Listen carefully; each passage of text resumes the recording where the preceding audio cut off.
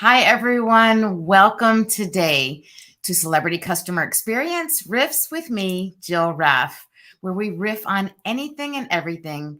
You guessed it, from employee experience to customer experience, because I truly believe that in order to create an outstanding customer experience, you start with your internal customers and you create an outstanding employee experience.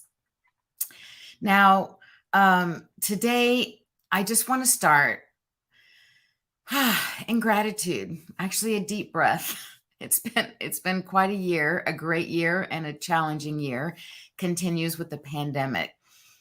But I just want to thank everyone so much for helping me get to this point and all that you've contributed. I want to thank you for investing your time, spending a few minutes with me every Thursday, even if it's through the replay. And let's continue to explore the value that we get, the benefits from really looking at our employee experience and how it affects our customer experience. And really thinking about, in the next few minutes, we're going to review, of course, 2021, as everyone's doing now, but also, just as important, look forward to our dreams, our goals, objectives, and more importantly, how do we get there?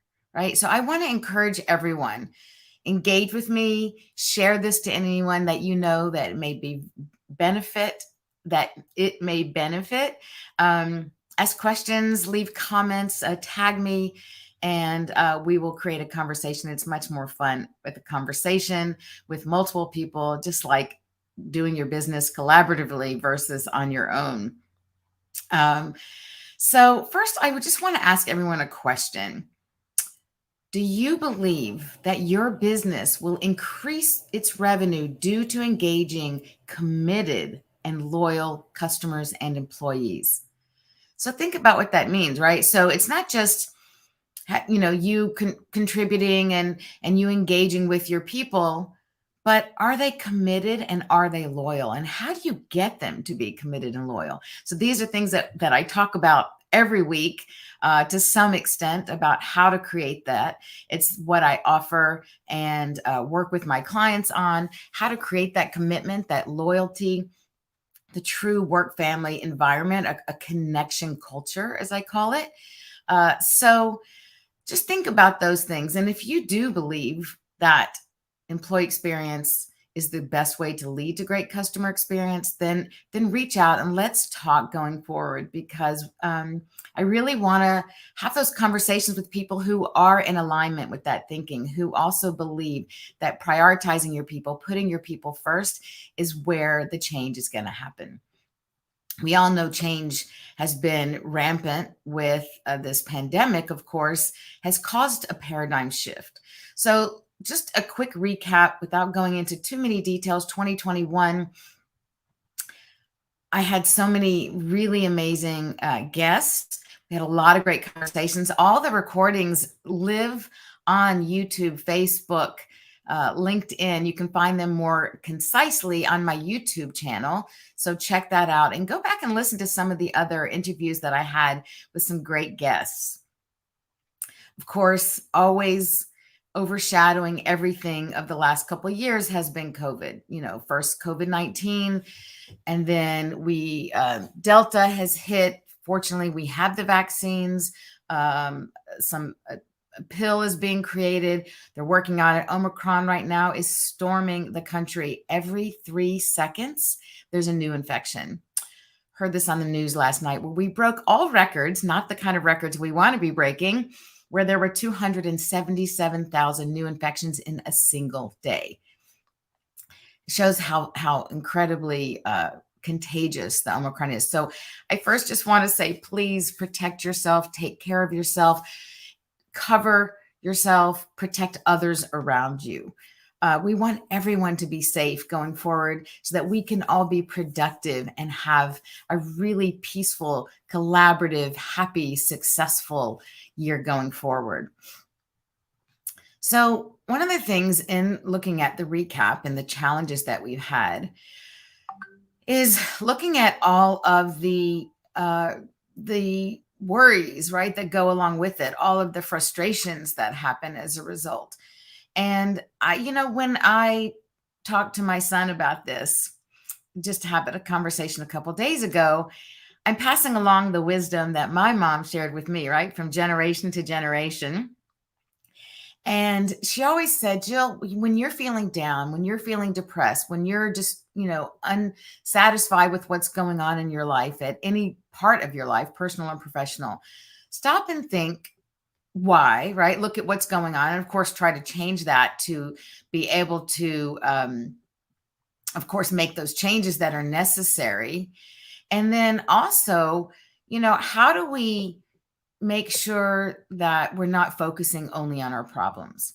And the best way around that is to get outside of ourselves, to think about others, and to really realize that there are so many opportunities and how grateful we really are. With most of us, I think, are extremely, extremely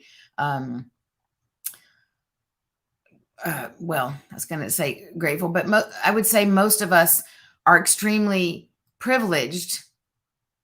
And at some point, we have to stop and say, look, there will always be people who have more, and there will always be people who have less. And what really, really affected me this week is I do volunteering, and I'm in Austin, and there are a lot of new refugees coming from Afghanistan, for those who were fortunate enough to get out of that awful environment. And I've done some cooking for them to prepare food and meals for them for when they first arrived in Austin. That was really fun, bringing in my culinary background. I love to cook, so that was great. I was working with other volunteers.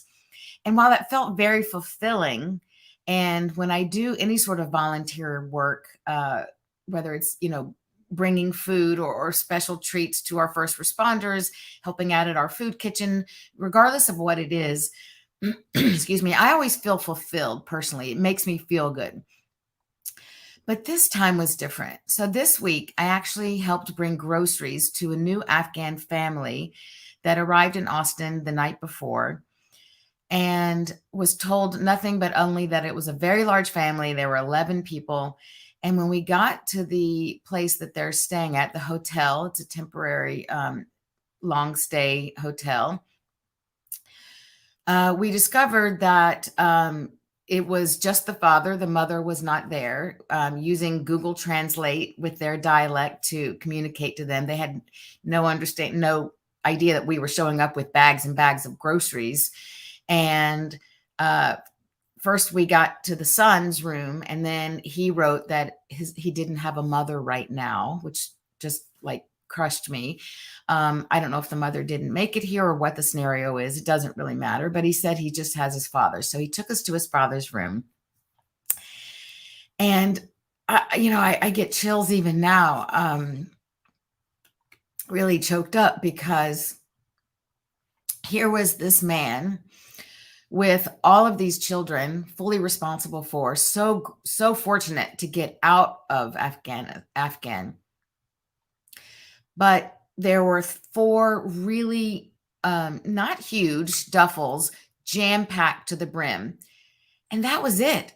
That is all they had with them, were these 4 duffels for their entire 11-person family that was here in a foreign country, not speaking the language, not understanding the culture, having no idea where they are or where to go, other than, fortunately, for the Refugee Services of Texas, which is who I'm volunteering through. Actually, I signed up through, oh gosh, I think it's Austin Jews for Refugees, Austin Jewish Support for Refugees, something like that. So I volunteered through my Jewish community, as many others volunteer through their church, but the overarching umbrella organization is Refugee Services of Texas. So, we brought these things to them, and there was very little communication. At the end, he just waved and said, I think he said, thank you. But it was just, it really, really touched me, because I thought how lucky we are. As much as we bitch and complain about all the things and the bad things that happen to us, oh my gosh, we have most of us have a home. Now, there is a homeless problem for sure.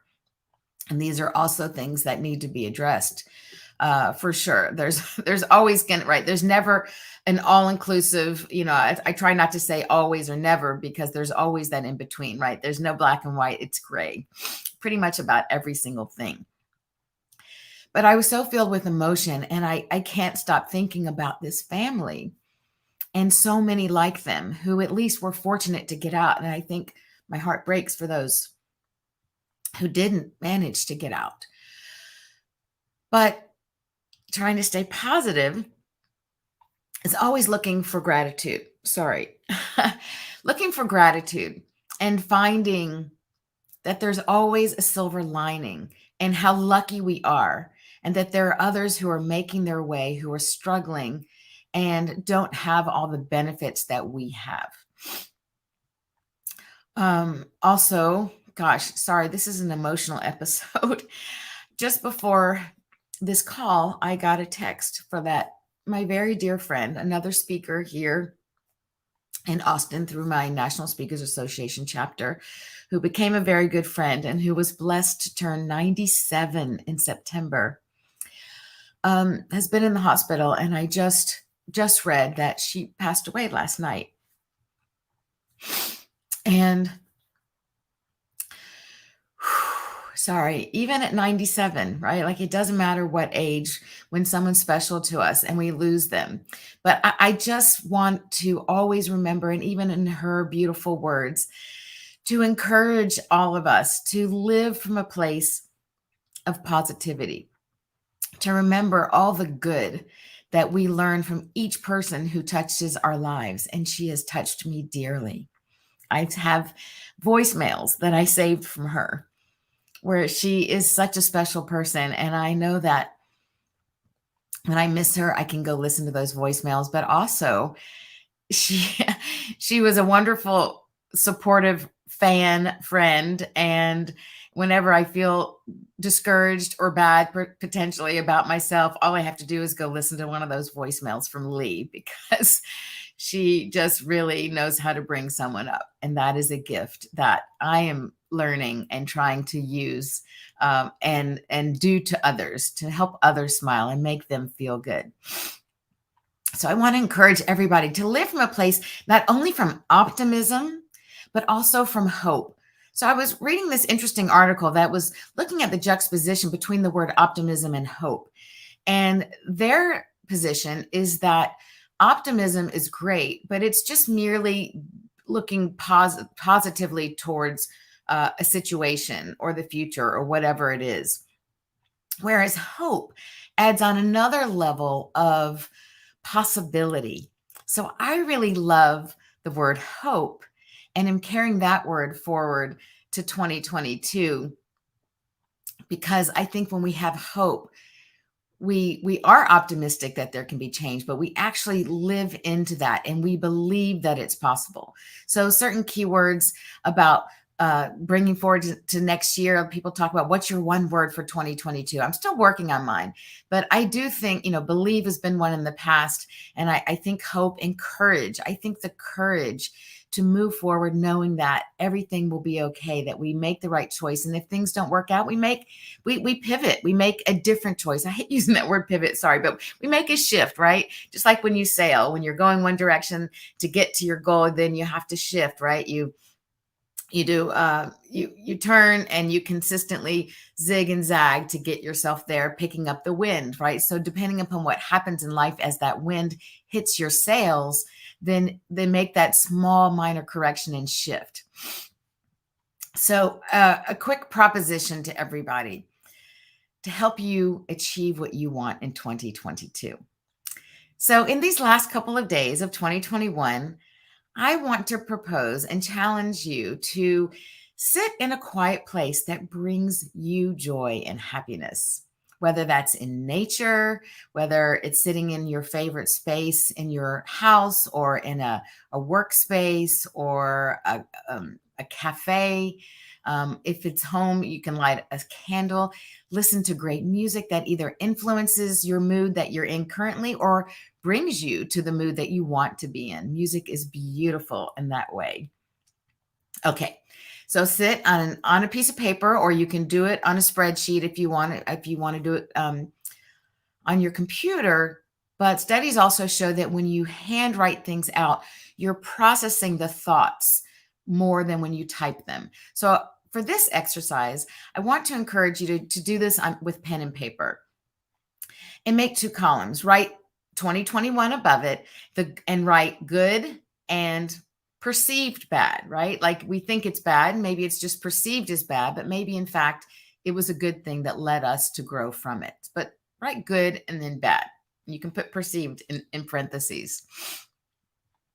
So write down all the things that happened, that occurred, that you felt in 2021 that were good or bad. Fill out those columns. Now go back to those and circle the items that in the good column that you want to continue doing. Circle everything that was great and you want to take forward, right? It's about what are we going to continue, what are we going to stop, and what are we going to add in? It's a change of that exercise. Then go back and put a box around any of the items that were mistakes or problems that we did in 2021 to be aware of, not to repeat. If we're not aware of a problem or an issue or an action, then we are bound to repeat it. So awareness is the first thing. So put a box around all those items that were mistakes so that you draw attention to it and become aware of, so that you don't carry it forward. Okay, the next below that, or on a fresh sheet of paper, write 2022 on the top. And in the first column, I want you to write out dreams, goals, objectives, things that you want to accomplish this next year.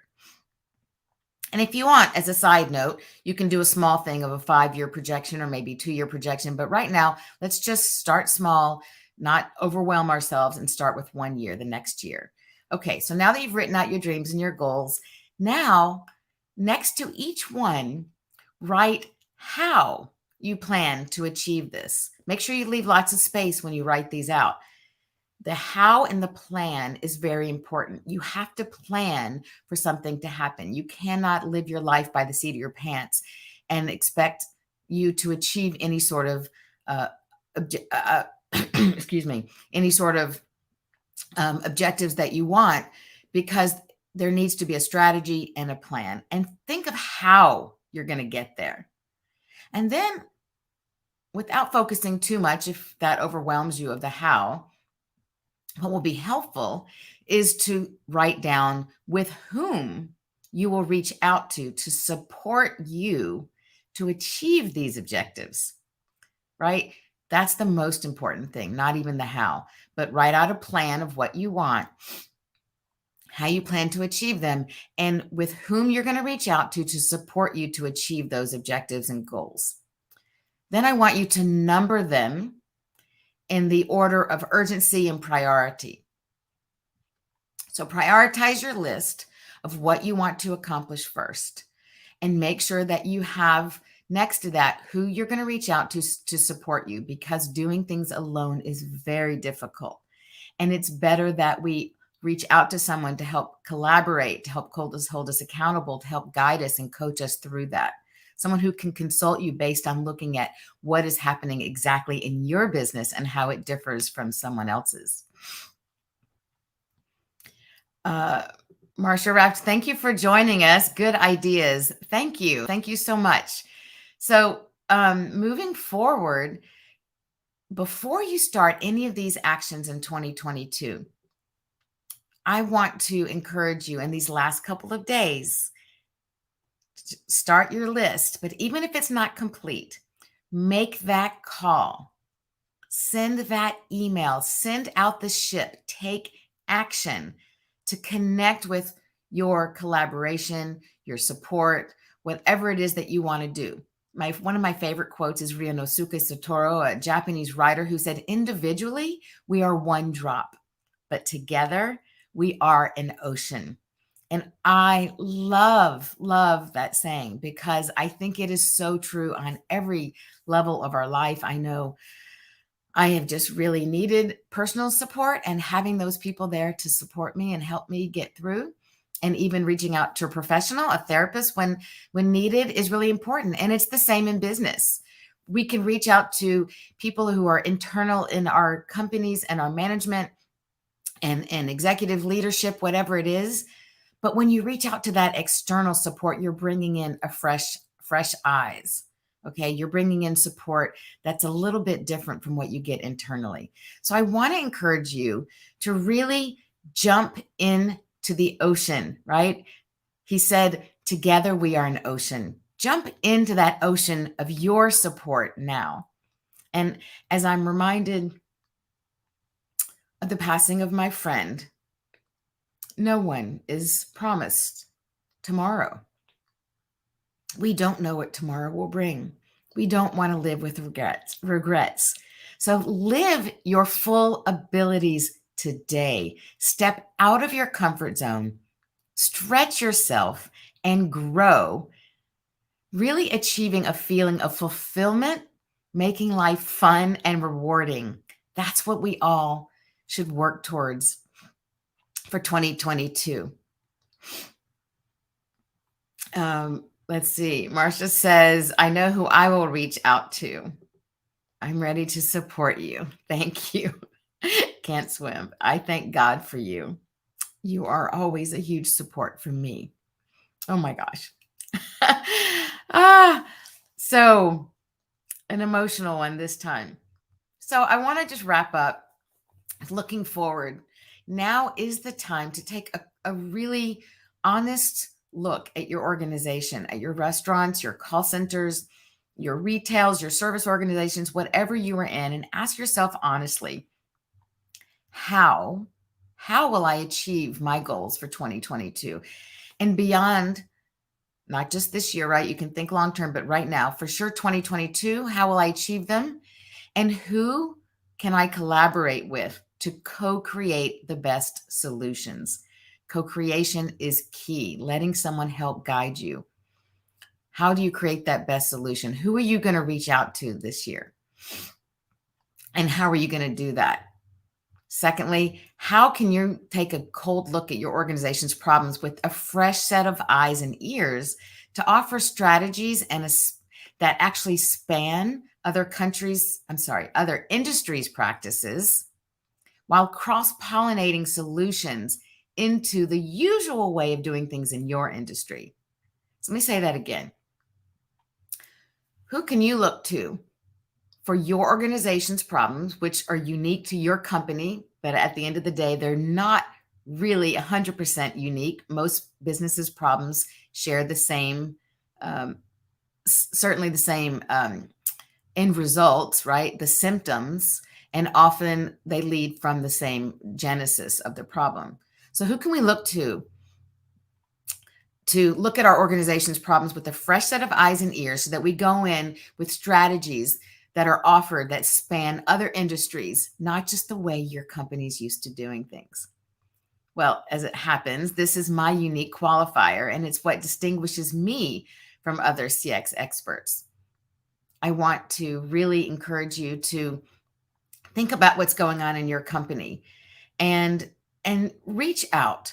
Okay, I would love, here, I always forget to do this. Let me put my contact information on the screen. I would love to speak to you. I'm available even in these last couple of days, but I know everyone's busy having fun, and I want you to do that list that I proposed and get back to me. Reach out. Let me know what you're stopping, what you're continuing, and what your challenge is, and where maybe we can find the right collaboration where I can support you and help you co-create the best solutions for you to achieve your goals, your dreams, your objectives for 2022 and beyond. So thank you for joining today, the last day of 2021. It's crazy, so fast. And I'm really excited because I already have some really interesting guests lined up for 2022 and look forward to you joining us for that. We will continue same time, 12 Central Time on Thursdays. So Billy, please continue to join. Oh my gosh, please continue to join us. And I hope you enjoy the rest of 2021. Stay healthy, stay safe, enjoy your loved ones. And thank you again for an amazing year. And I look forward to a great year together in 2022. Thanks so much.